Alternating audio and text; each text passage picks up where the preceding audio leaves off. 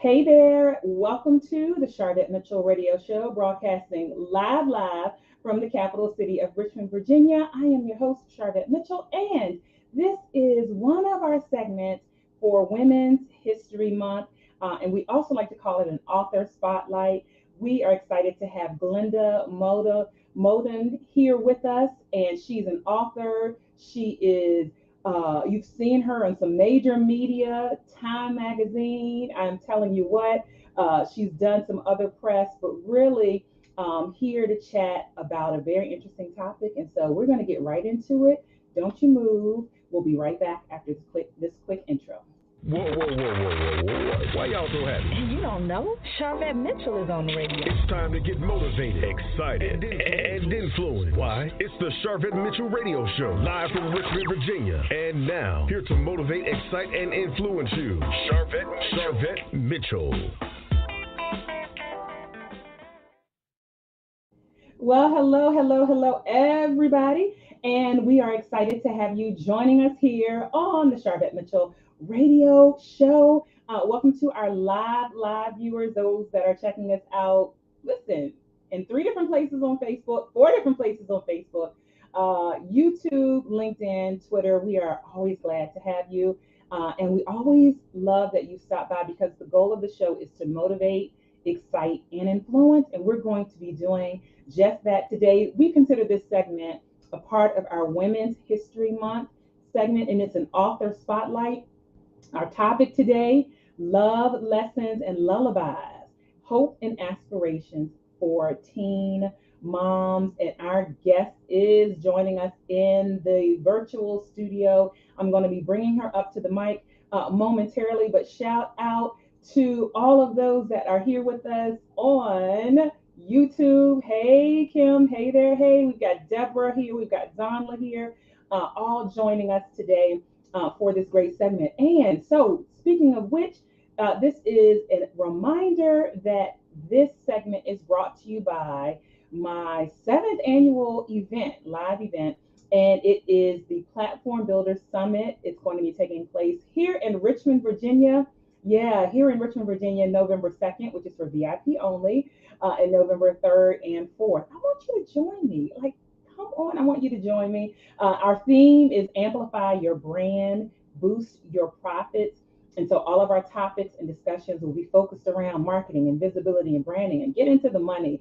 And so this segment is brought to you by the Platform Builders Summit. Brand spanking new website is up for you to go check out and to reserve your tickets. Platformbuildersummit.com. So we made it really simple, right? Platformbuildersummit.com. We'll talk a little bit more about that later on in our segment today. And so let me go ahead and introduce my guest and bring her up to the mic. Glenda Moton is the author and contributing editor of 2 books, Hopes and Fears, Learning Academically in a COVID-19 Environment, and iRead, iThink, iWrite. Both books have received media press, and Hopes and Fears has received numerous features, including Time Magazine, Grand Canyon University, the Miami Herald, WLRN, WSVN News, and many more. Glenda's mission is to inspire and equip and empower educators and students beyond the classroom. And I also want to mention that she is a certified professional life coach. Put your virtual hands together and welcome Glenda up to the stage. Yay, welcome. How are you? Hello, I'm doing great. Hello to the listening audience. Yes, so glad. I got love coming on in and hearts coming on in already. And so I want to just kind of go back, if we will, in time and talk a little bit about how you got to this space, that you're in. Like, how did all of this start for you? Even the education piece. Oh, the education piece. All right. Oh, wow. Well, initially, in terms of the education piece, I went to school to become an educator. But when I finished college and graduated, there weren't any jobs. So it's like, I think during that time was during the early mid to late 70s. So basically, I ended up getting a job with Delta Airlines. So I was employed with them for 23 years. And then after 9/11, I decided that I would go back into the classroom. And so that's what I did. So I went back into the classroom, became a third grade teacher, and then just worked my way through here in Miami-Dade County Public Schools, third grade, fifth grade, and then eventually high school. When I got to high school, though, it's like I was teaching a reading course, and I taught like a ninth grade.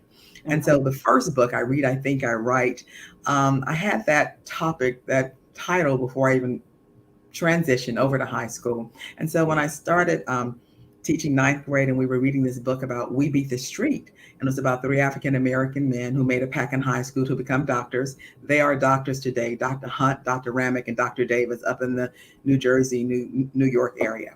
Wow. So they were going through so many, the book was excellent and students loved it. And I said, you know, you all are experiencing some of the same things that they experienced, the bullying, the self-esteem, friends being locked up, some being, killed and jailed, and several other things. I said, why don't you write your own personal stories? And that's what they did. So they wrote their stories, and I titled it, I Read, I Think, I Write. And it was a ninth grade class project. So we got media press on that as well. And then as I transitioned going through, we were hit with the pandemic. So we had hope. So that title, Hopes and Fears, came as a result of I was attending a professional learning workshop. And one of the icebreakers that they had us to do was called Hopes and Fears. So, so I thought, oh, okay. But when we went back to school and everything happened with the pandemic, I noticed that no one was really asking the students how they were feeling. How are you feeling? What's going on?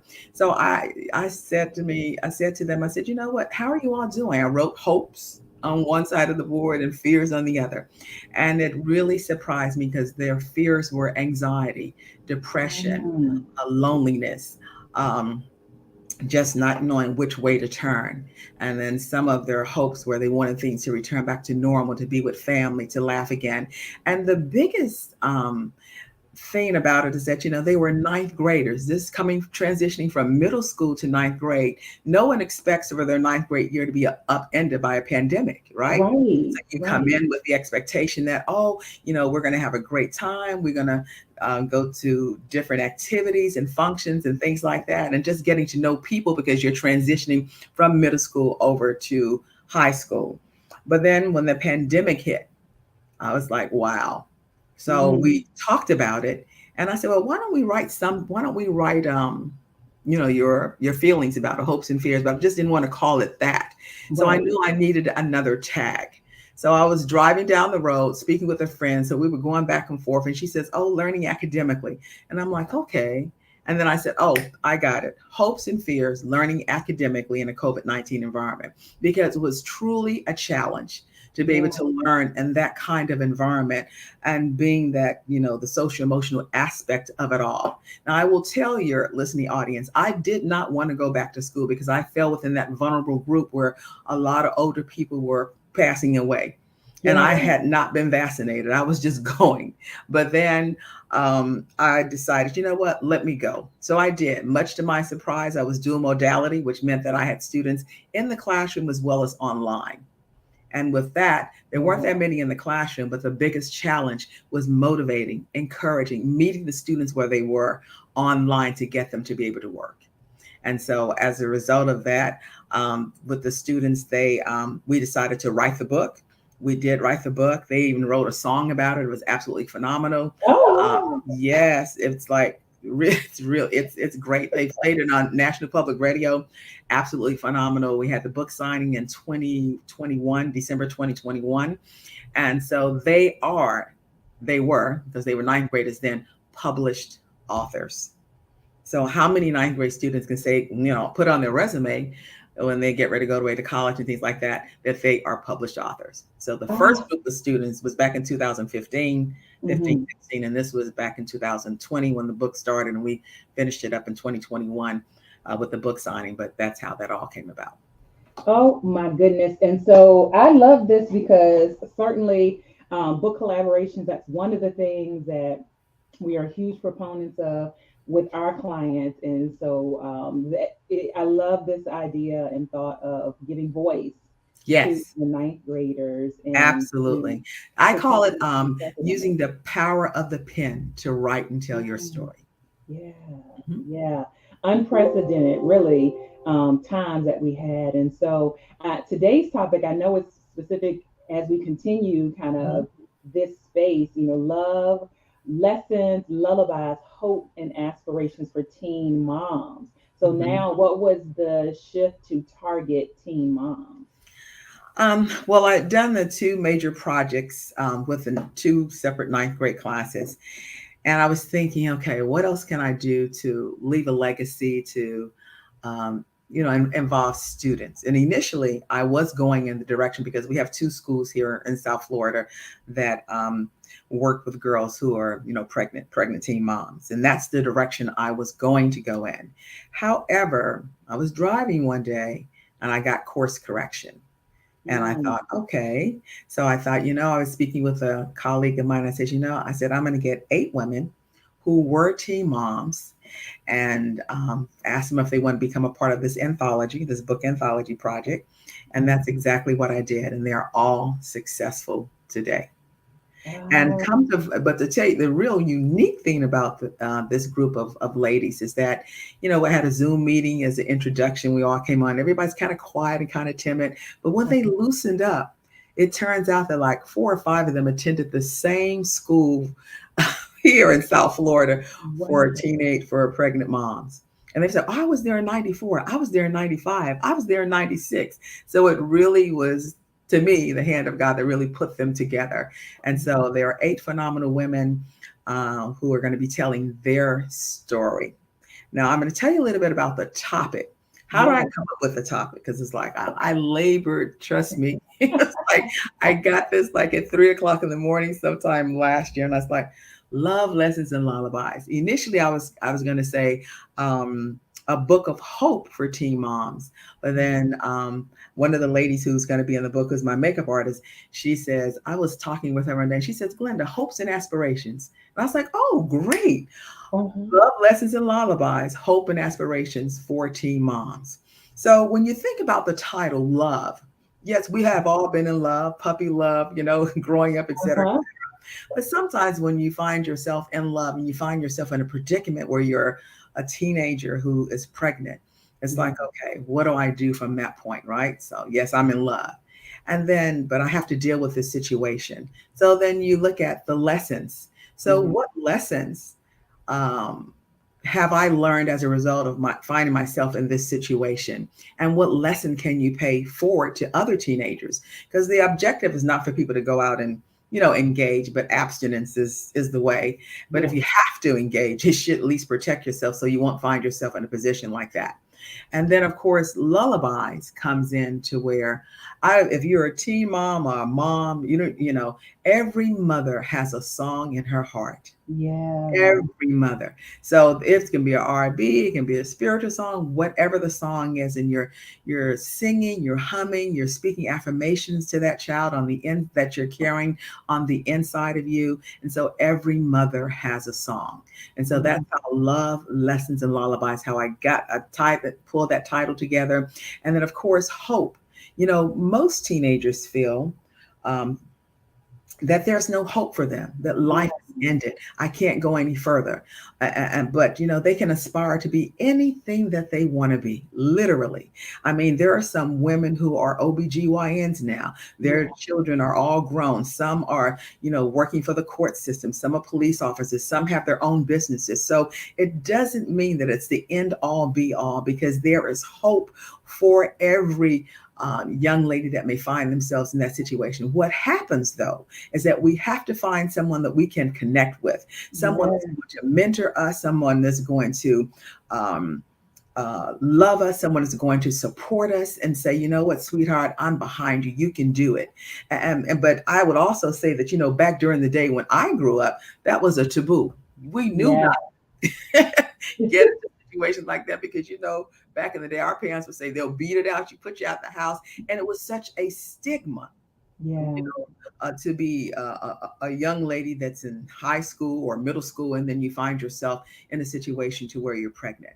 But that does not mean that defines who you are, because there's greater on the inside. They just Mhm. be able to connect with people, or a counselor, a mentor. It could be a pastor, someone that they trust, because that's important. And I also found out too, Sharvette, is that sometimes you have a whole bunch of rumble that's going on when you find yourself in a situation like that. One of the ladies in the book told, that's featured in the book that's coming out, she said when she got pregnant, her mother was so disappointed. And she said, I don't care if you're going to school. And she said 5 months pregnant with a big belly. She was going into the school, and she said she didn't care how sick she was. You're going to graduate and you're going to school. And so basically she said that she felt so ashamed. Just think about that. And she said, and I said, and the students were talking, and she says, not only the students, the teachers.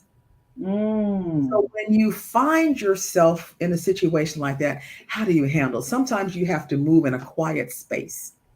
You have to move silently, even though you may find yourself that, yes, I'm pregnant, I'm carrying this child, but you know what? You have to guard your ear gate and your eye gate. And you just have to just know that, you know what? That's that. I'm going to walk, I'm going to walk with pride. No matter what it may look like to other people, because there's a sense of pride, even though you may find yourself in a situation like that, that it's not the end all be all.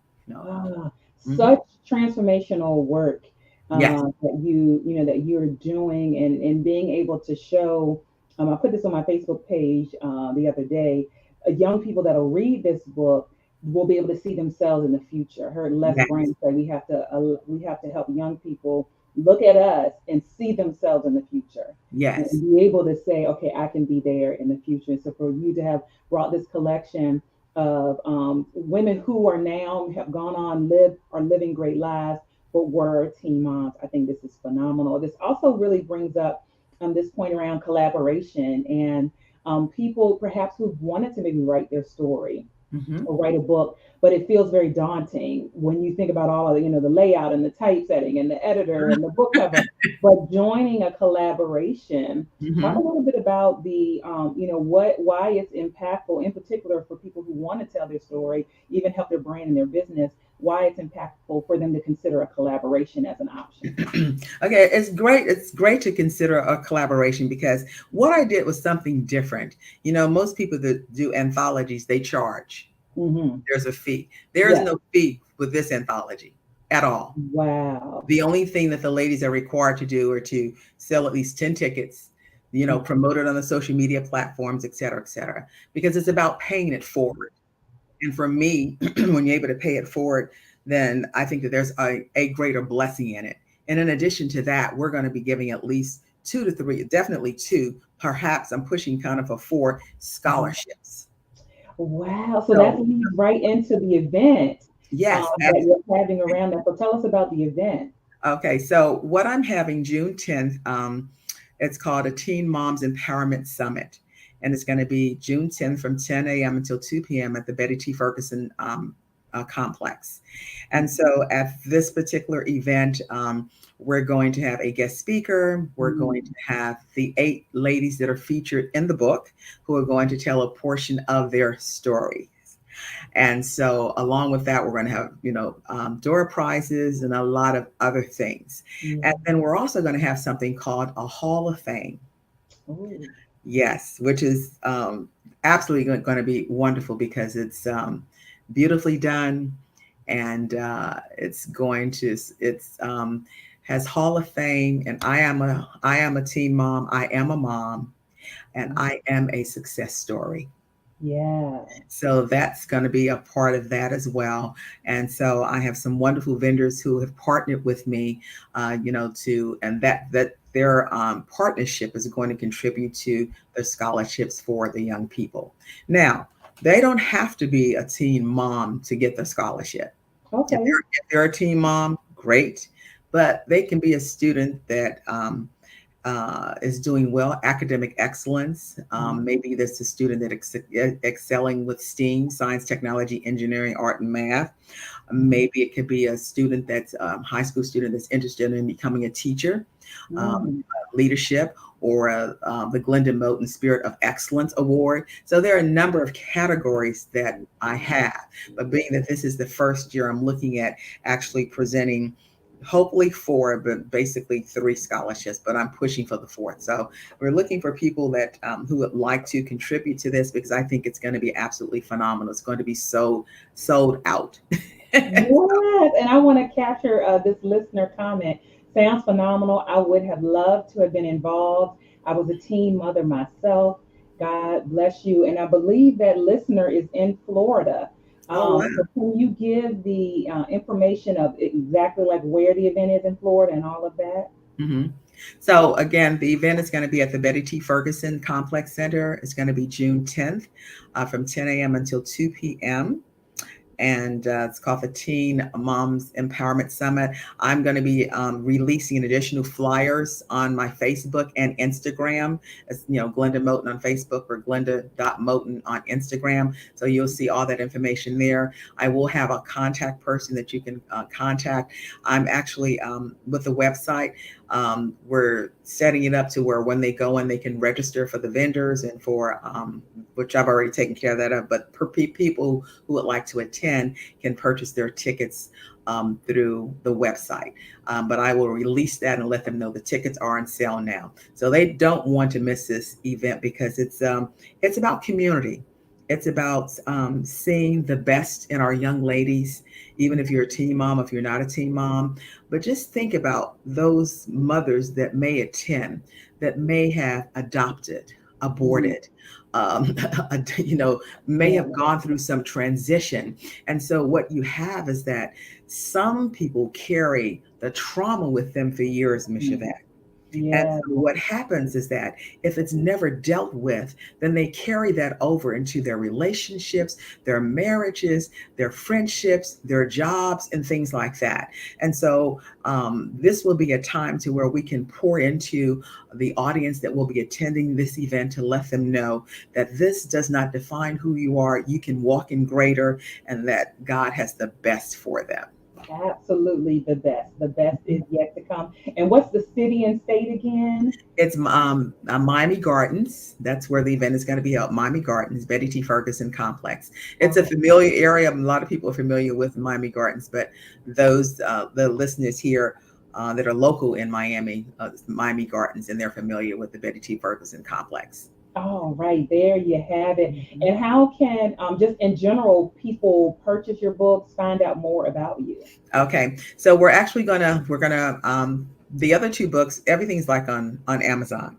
Okay. This book here is going to be on Amazon as well. We're going to try to have it out by I'm going to say Mother's Day, but by the end of May. You'll have it before the event starts. Yeah. So, and then once that is out, then I'll be sending out a huge blast. Purchase your book now. But those individuals who desire to attend the event, that would include brunch and a book.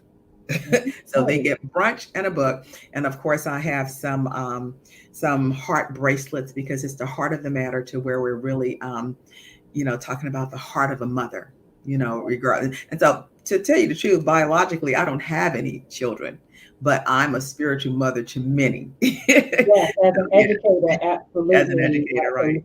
Again, thank you for your work in this space, and really transformational things that are going to impact people on and on. How can people connect with you and follow you on social media?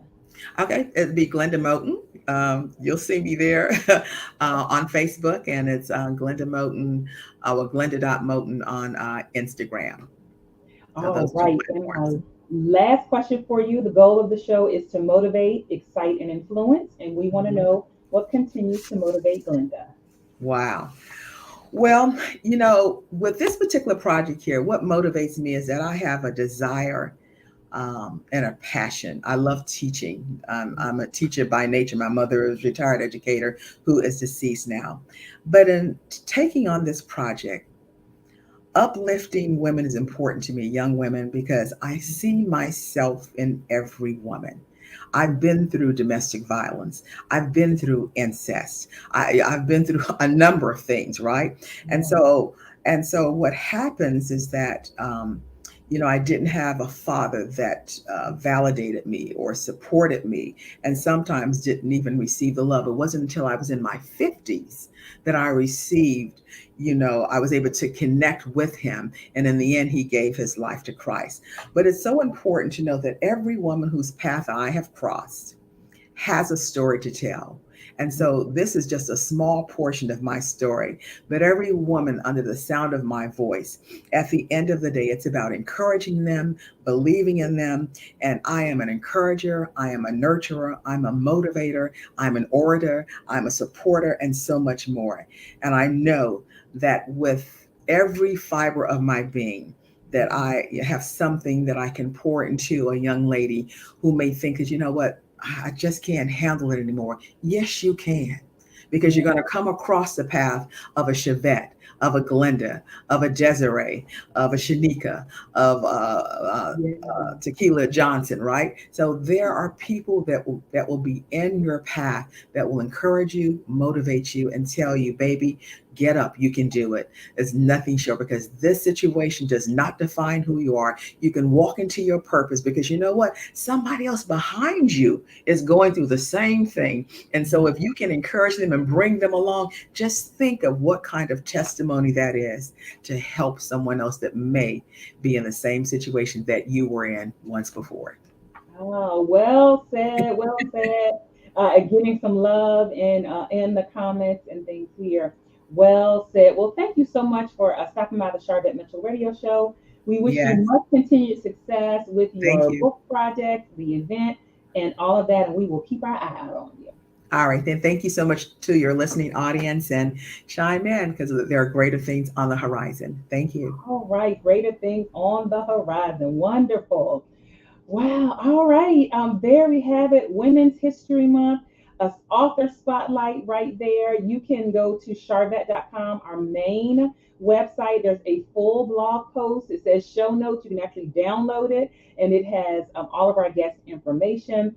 So that is really one of the best ways to connect. So just Sharvette.com, just my first name, and that will give you all of the notes, the full bio for our guests, and all of that. If you're in Florida, check it out, check it out, check it out, check it out. If you're near Florida, still check it out. If you're brand spanking new to me and saying, hey, I've never heard of Sharvette, who is the Sharvette? I am Sharvette Mitchell, and I run Mitchell Productions, which is a marketing firm, and we work with women entrepreneurs. A few lucky men get sprinkled in every now and again to help them increase their revenues by focusing on marketing, visibility, and branding. So that is a little bit about me. And this segment was brought to you by my seventh annual conference, which is now has been rebranded to the Platform Builder Summit. The Platform Builder Summit. It is up. It is ready. You might have seen this flyer out and about. So we are excited to host you and receive you in Richmond, Virginia, at the Four Points by Sheraton, just 6 miles from the airport. So if you fly in, they've got a free complimentary airport shuttle. And so go to platformbuildersummit.com. Check out the site, which will be ever evolving, and additional information will be added. But you can reserve your tickets right now, platformbuildersummit.com. Just go take a peek and look at it. Just take a peek and look at it over there. We are excited to host you and to have you in Richmond, Virginia. Entrepreneurs and those that are looking to work on your marketing, your branding, your visibility, and you're saying, hey, I'm ready to stop being invisible. I'm ready to ditch being invisible, and I'm ready to step up, take up space, and share my transformational services, my professional services, and the products that we have. And guess what? It is a wrap for today's show. It is a wrap for today's show. Anywhere that you're connected, even if you're listening to this as a replay, just put hashtag replay. We want to come back and give you much love right there. Much love right there. And as always, we will stay connected on the web. We'll see you all later. Bye.